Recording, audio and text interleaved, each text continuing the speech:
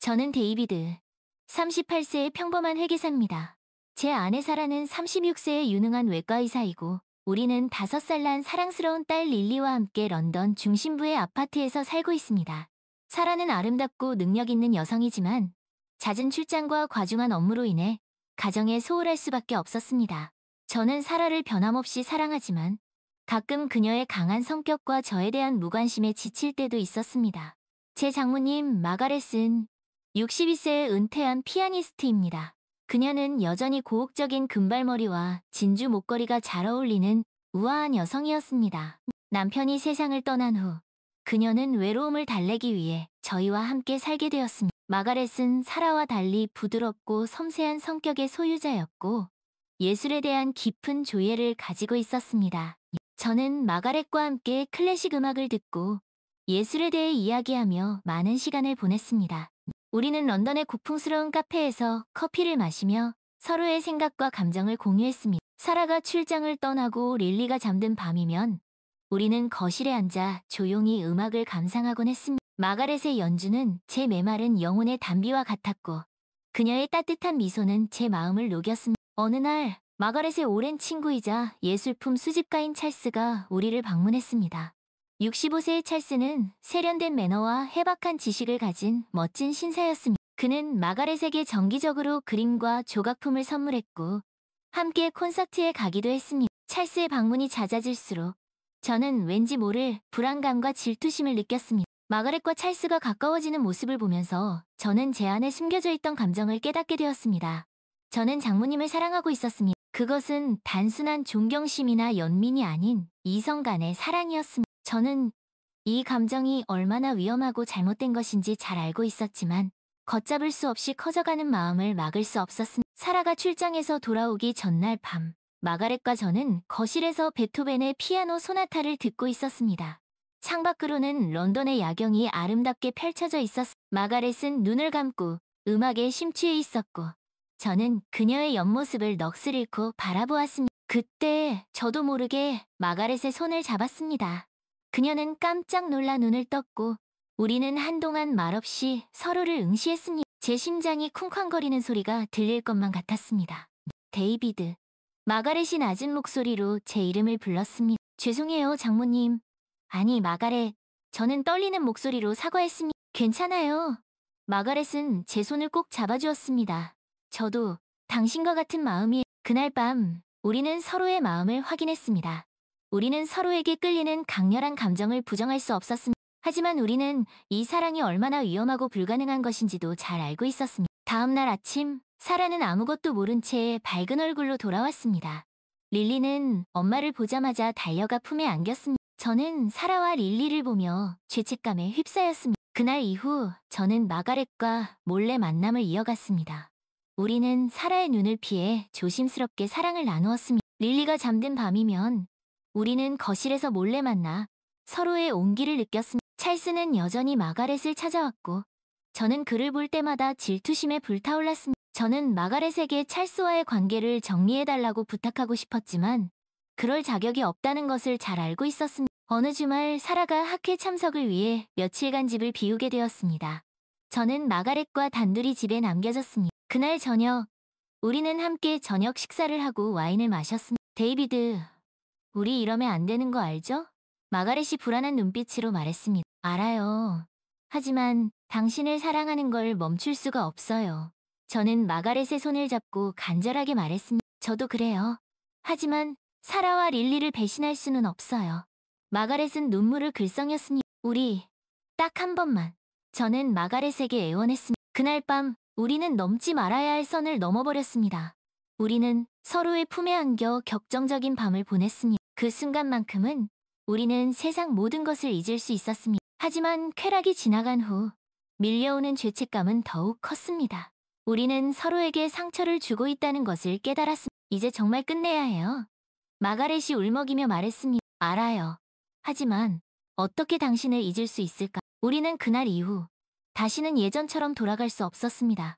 우리는 서로를 사랑했지만 그 사랑은 결코 이루어질 수 없는 고통스러운 사랑이었습니다. 며칠 후 사라는 학회에서 돌아왔습니다. 저는 사라에게 아무 일도 없었던 것처럼 행동했지만 제 마음은 무겁게 가라앉아 있었습니다. 어느 날 저녁, 사라가 저에게 할 말이 있다고 했습니다. 그녀는 심각한 표정으로 제 앞에 앉았습니다. 데이비드, 우리 얘기 좀 해요. 사라가 입을 열었습니다. 무슨 일이에요? 사라? 저는 불안한 마음을 감추며 물었습니다. 당신 요즘 이상해요. 사라가 저를 쏘아보았습니다. 뭔가 숨기는 거 저는 아무 말도 할 수 없었습니다. 사라의 눈빛은 모든 것을 알고 있다는 듯 저를 꿰뚫어 보는 것 같았습니다. 당신과 어머니 사이 뭔가 이상해요. 사라가 단호하게 말했습니다. 두 사람 무슨 관계? 저는 더 이상 숨길 수 없다는 것을 깨달았습니다.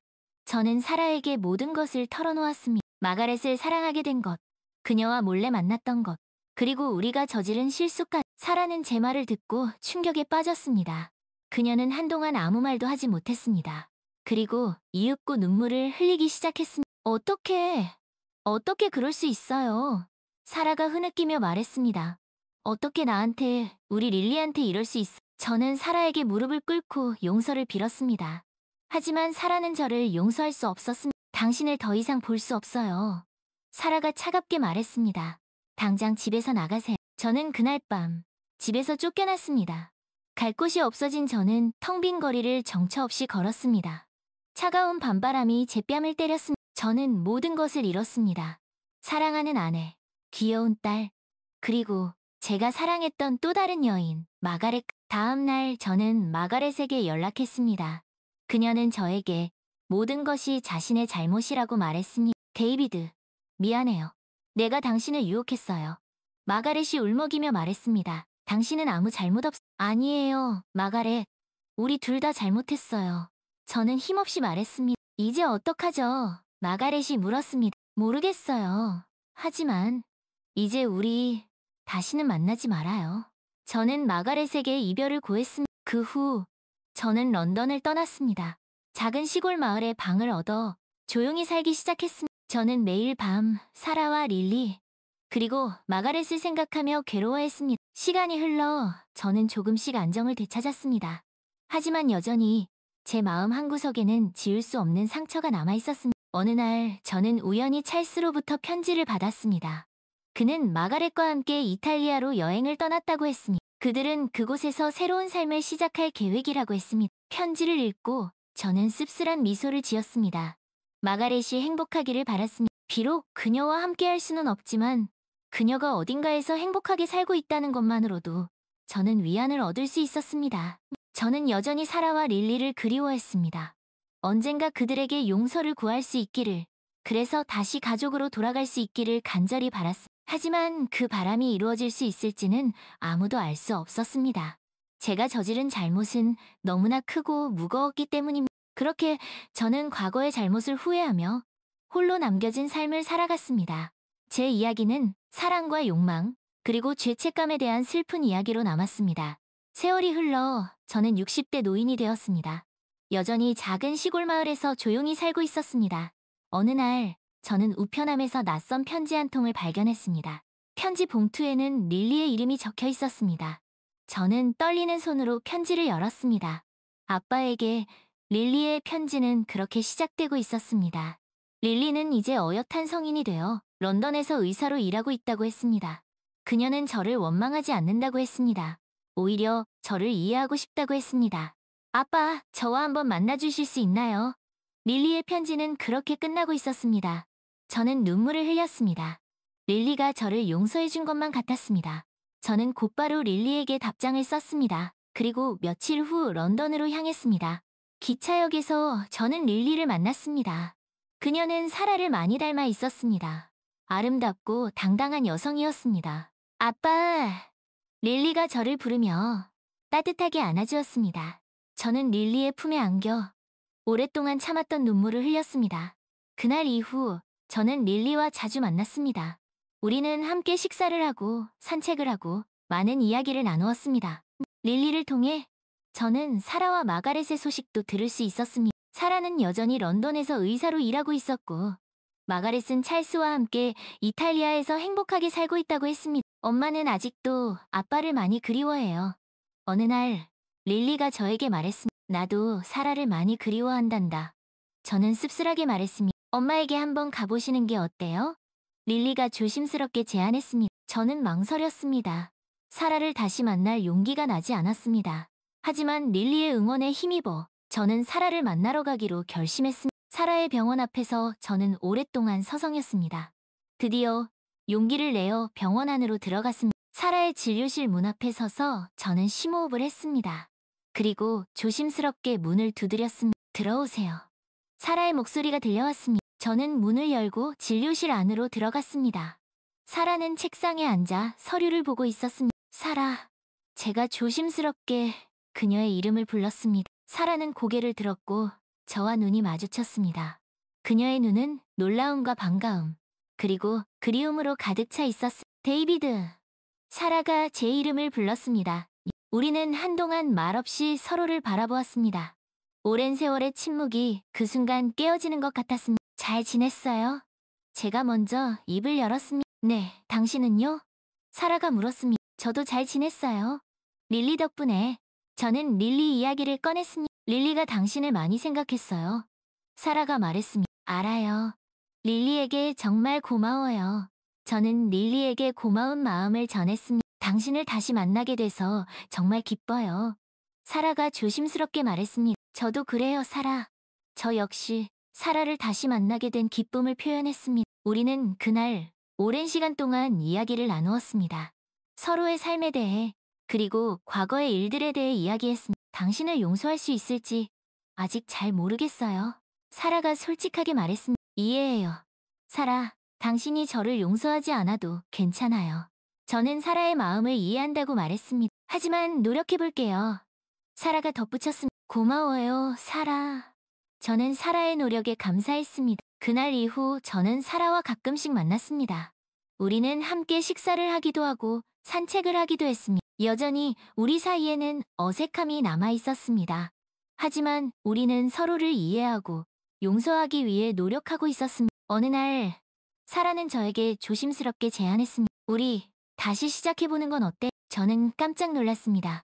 사라의 제안은 제가 오랫동안 꿈꿔왔던 일이었기 때문입니다. 정말 그래도 돼요? 제가 떨리는 목소리로 물었습니다. 네, 우리 릴리를 위해서라도 다시 한번 노력해봐. 저는 사라의 손을 잡았습니다. 오랜 세월을 돌아 우리는 다시 하나가 되었습니다. 물론 과거의 상처가 완전히 사라진 것은 아니었습니다. 하지만 우리는 서로를 사랑했고 그 사랑의 힘으로 과거를 극복하고 새로운 미래를 만들어갈 수 있을 것이라고 믿었습니다. 그리고 저는 여전히 마가렛을 그리워했습니다. 그녀는 제 인생에서 잊을 수 없는 사랑으로 남아있었습니다. 하지만 이제 저는 그녀의 행복을 진심으로 기원할 수 있었습니다. 그녀가 찰스와 함께 행복한 삶을 살기를 바랐습니다. 저는 릴리와 사라, 그리고 마가렛 모두에게 감사했습니다. 그들은 저에게 사랑의 소중함과 용서의 의미를 가르쳐 주었습니다. 그리고 저는 남은 인생을 그들에게 갚으며 살아가겠다고 다짐했습니다. 이것이 제가 저지른 잘못을 속죄하는 유일한 길이라고 생각했습니다. 저는 조용히 눈을 감았습니다. 제 뺨 위로 따뜻한 눈물이 흘러내렸습니다. 그것은 후회와 슬픔의 눈물이기도 했지만 동시에 희망과 감사의 눈물이기도 했습니다. 어느 화창한 봄날, 저는 릴리, 사라와 함께 템스 강변을 산책했습니다. 따스한 햇살이 우리를 비추었고 시원한 강바람이 뺨을 스쳤습니다. 아빠, 저기 보세요. 릴리가 강 건너편을 가리키며 말했습니다. 저는 릴리가 가리키는 곳을 바라보았습니다. 그곳에는 찰스와 함께 다정하게 걷고 있는 마가렛의 모습이 보였습니다. 마가렛은 여전히 아름다웠습니다. 그녀의 금발머리는 햇살에 반짝였고 진주 목걸이는 우아하게 빛나고 있었습니다. 마가렛, 잘 지내는 것 같죠? 제가 릴리에게 물었습니다. 네, 아빠. 찰스 아저씨와 함께 행복해 보여요. 릴리가 대답했습니다. 저는 마가렛을 향해 조용히 미소 지었습니다. 그녀의 행복한 모습을 보니 저도 덩달아 행복해지는 기분이었습니다. 우리도 행복해져야죠. 아빠, 릴리가 제 손을 꼭 잡으며 말했습니다. 그래, 우리도 행복해지자. 저는 릴리의 손을 마주 잡으며 대답했습니다. 사라는 말없이 우리의 모습을 바라보며 미소 짓고 있었습니다. 그녀의 눈가에는 희미한 물기가 어려 있었습니다. 우리는 한동안 말없이 템스강을 바라보았습니다. 강물은 조용히 흐르고 있었고 저 멀리 런던 아이가 천천히 돌아가고 있었습니다. 그 순간 저는 깨달았습니다. 진정한 행복은 과거에 얽매이지 않고 현재를 소중히 여기며 미래를 향해 나아가는 것이라는 것. 그리고 저는 다짐했습니다. 사랑하는 릴리와 사라, 그리고 저 자신을 위해 더욱 행복한 삶을 살아가겠. 그것이 제가 과거의 잘못을 딛고 새롭게 시작할 수 있는 유일한 길이라는 것을. 저는 릴리와 사라의 손을 꼭 잡았습니다. 그리고 우리는 함께 템스 강변을 따라 천천히 걸어갔습니다. 우리의 발걸음은 희망찬 미래를 향해 힘차게 나아가고 있었습니다. 이탈리아의 작은 해안가 마을. 찰스와 함께 새로운 삶을 시작한 지 5년이라는 시간이 흘렀. 이곳의 따스한 햇살과 푸른 바다는 런던의 잿빛 하늘과 템스 강과는 사뭇 다른 풍경이었다. 마가렛은 찰스가 운영하는 작은 갤러리 한켠에 마련된 피아노 앞에 앉아 쇼팽의 녹턴을 연주하고 있었다. 찰스는 캔버스 앞에 앉아 붓을 들고 그림을 그리고 있었다. 그는 마가렛의 연주를 들으며 그녀의 모습을 화폭에 담아내고 있었다. 찰스는 마가렛에게 진정한 안식처가 되어주었다. 그는 마가렛의 과거를 묻지 않았고 그녀의 상처를 이해했으며 그녀의 영혼을 예술로 감싸주었다. 마가렛은 데이비드를 떠올렸다. 런던을 떠나기 전 마지막으로 그를 만났을 때 그는 텅 빈 눈빛으로 자신을 바라보았다. 그의 눈동자 속에는 슬픔과 후회, 그리고 지울 수 없는 사랑이 깃들어 있었다. 데이비드, 미안해요. 마가렛은 그에게 말했다. 당신을 사랑했어요. 하지만 우리는 함께할 수 없어요. 데이비드는 아무 말 없이 고개만 끄덕였다. 그날 그들은 그렇게 헤어졌다. 그리고 5년이라는 시간이 흘렀다. 마가렛은 피아노 연주를 멈추고 창밖을 바라보았다. 저 멀리 수평선 너머로 해가 뉘엿뉘엿 지고 있었다. 붉게 물든 노을이 마치 런던에서의 마지막 밤을 연상시켰다. 아직도 그를 생각하고 있어. 찰스가 다가와 마가렛의 어깨에 손을 얹으며 물었다. 가끔은요. 마가렛은 솔직하게 대답했다. 하지만 후회는 없어요. 당신과 함께하는 지금 이 순간이 나에게는 가장 소중해요. 나도 그렇소, 마가렛. 찰스는 마가렛을 꼭 안아주었다. 당신은 나에게 새로운 삶의 이유를 알려주었다. 마가렛은 찰스의 품에 안겨 그의 따뜻한 체온을 느꼈다.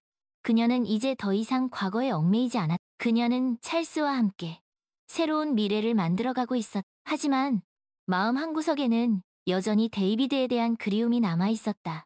그와의 사랑은 짧았지만 강렬했고 잊을 수 없. 어느 날 마가렛은 찰스와 함께 로마로 여행을 떠났다. 그들은 콜로세움, 판테온, 트레비 분수 등 유명한 유적지를 방문하며 즐거운 시간을 보냈. 판테온 앞에서 마가렛은 우연히 낯익은 얼굴을 발견했다. 데이비드였다. 그는 릴리로 보이는 젊은 여성과 함께 판테온을 구경하고 있었. 마가렛은 깜짝 놀랐다. 데이비드를 다시 만나게 될 줄은 꿈에도 생각하지 못했. 그녀는 그에게 다가가고 싶었지만 왠지 모를 망설임에 발걸음을 뗄 수 없었. 그때 데이비드가 고개를 돌려 마가렛과 눈이 마주쳤다. 그는 잠시 멈칫하더니 이내 옅은 미소를 지으며 마가렛에게 가볍게 목례를 했. 마가렛도 그에게 미소로 답했다. 그 짧은 순간 그들은 서로의 안부를 확인했다. 그리고 그것으로 충분했. 데이비드와 릴리는 곧 판테온 안으로 들어갔고 마가렛은 그들의 뒷모습을 한동안 바라보았. 아는 사람이요? 찰스가 물었. 네, 옛 친구예요. 마가렛은 대답했. 그를 만나러 가지 않겠소? 찰스가 다시 물었. 아니요, 괜찮아요. 마가렛은 고개를 저었다. 이제 그를 보내줘야 할 때가 된 것 같아요. 마가렛은 찰스의 손을 잡고 발걸음을 옮겼다. 그녀는 이제 과거의 그림자에서 완전히 벗어났. 그녀의 곁에는 그녀를 진심으로 사랑해주는 찰스가 있었고 그녀의 앞에는 새로운 행복이 기다리고 있었. 그날 밤 호텔 방에서 마가렛은 찰스에게 털어놓았다. 데이비드와의 과거, 그리고 그에 대한 자신의 감정에. 찰스, 당신에게 모든 것을 말하고 싶어요. 마가렛은 조심스럽게 입을 열었. 말해보시오, 마가렛. 찰스는 그녀의 손을 꼭 잡으며 말했. 마가렛은 데이비드와의 만남, 그와의 사랑, 그리고 이별에 이르기까지 모든 것을 털어놓았다. 찰스는 말없이 그녀의 이야기를 들어주었. 이제 당신을 이해할 수 있겠소. 이야기가 끝난 후 찰스가 말했다. 당신이 왜 그렇게 데이비드를 잊지 못했는지 이제 알 것 같. 미안해요, 찰스. 마가렛은 찰스에게 사과했다. 당신에게 이런 이야기를 했. 사과하지 마시오, 마가렛. 찰스는 그녀를 다독였다. 당신의 과거를 이해하고 당신의 상처를 보듬어주는 것, 그것이 나의 역할. 마가렛은 찰스의 따뜻한 마음에 감동했다. 그녀는 진심으로 찰스를 사랑하고 있었다. 고마워요, 찰스. 마가렛은 찰스의 품에 안겼다. 당신이 있어서 정말 다행이에요. 나도 고맙소, 마가렛. 찰스는 그녀의 이마에 입을 맞추었다. 당신은 나에게 새로운 삶의 의미를 알려준 사람. 그날 밤, 마가렛은 오랜만에 편안한 잠을 잘 수 있었다. 그녀의 마음은 이제 과거의 굴레에서 완전히 벗어나 자유로워져 있었다. 다음 날 아침, 마가렛은 찰스와 함께 호텔을 나섰다. 로마의 거리는 여느 때와 다름없이 활기차고 아름다웠다. 오늘은 어딜 가볼까요? 찰스가 물었. 보르겟의 미술관에 가보는 건 어때요? 마가렛이 제안했. 좋은 생각이요. 찰스는 미소를 지으며 마가렛의 손을. 그들은 보르겟의 미술관으로 향했다. 그곳에는 베르니니, 카라바조, 라파엘로 등 유명한 예술가들의 작품이 전시되어 있었다. 마가렛은 찰스와 함께 그림과 조각품들을 감상하며 예술에 대한 이야기를 나누었다. 그들은 시간 가는 줄 모르고 미술관을 둘러보았다. 미술관을 나와 그들은 근처 카페에 들렀다. 야외 테이블에 앉아 커피를 마시며 로마의 풍경을 감상했다. 참 아름다운 도시죠. 마가렛이 말했다. 당신과 함께여서 더욱 아름답게 느껴지는구려. 찰스가 대답했다. 마가렛은 찰스의 말에 수줍게 미소 지었다. 그녀는 지금 이 순간이 너무나 행복했다. 그때 그녀의 시선이 길 건너편에 멈추었다. 그곳에는 데이비드와 릴리가 걷고 있었다. 그들은 아이스크림을 먹으며 즐겁게 이야기를 나누고 있었다. 마가렛은 잠시 그들의 모습을 바라보았다. 데이비드는 여전히 멋진 모습이었다. 그리고 릴리는 어느새 훌쩍 자라 아름다운 숙녀가 되어 있었다. 저들을 부를까요? 찰스가 조심스럽게 물었다. 마가렛은 잠시 망설였다. 하지만 이내 고개를 저었다. 아니요, 괜찮아요. 그녀가 대답했다. 그냥 이렇게 바라보는 것만으로도 충분해. 마가렛은 이제 데이비드를 완전히 놓아줄 수 있을 것 같았다. 그녀는 그가 릴리와 함께 행복하기를 진심으로 바랐다. 우리도 이제 슬슬 가볼까요? 마가렛이 찰스에게 말해. 그래요. 마가렛. 찰스는 자리에서 일어났다. 그들은 카페를 나와 로마의 거리를 걸었다. 따스한 햇살이 그들을 비추었고 시원한 바람이 그들의 뺨을 스쳤다. 마가렛은 찰스의 손을 꼭 잡았다. 그녀는 이제 새로운 삶을 시작할 준비가 되어 있었다. 그녀의 곁에는 그녀를 사랑해주는 찰스가 있었고 그녀의 앞에는 밝은 미래가 펼쳐져 있었다. 그녀는 더 이상 과거에 얽매이지 않았다.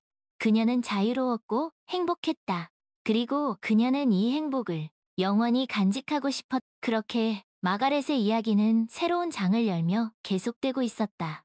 그녀의 삶은 마치 한 편의 아름다운 예술 작품처럼 그렇게 완성되어 가고 있었다.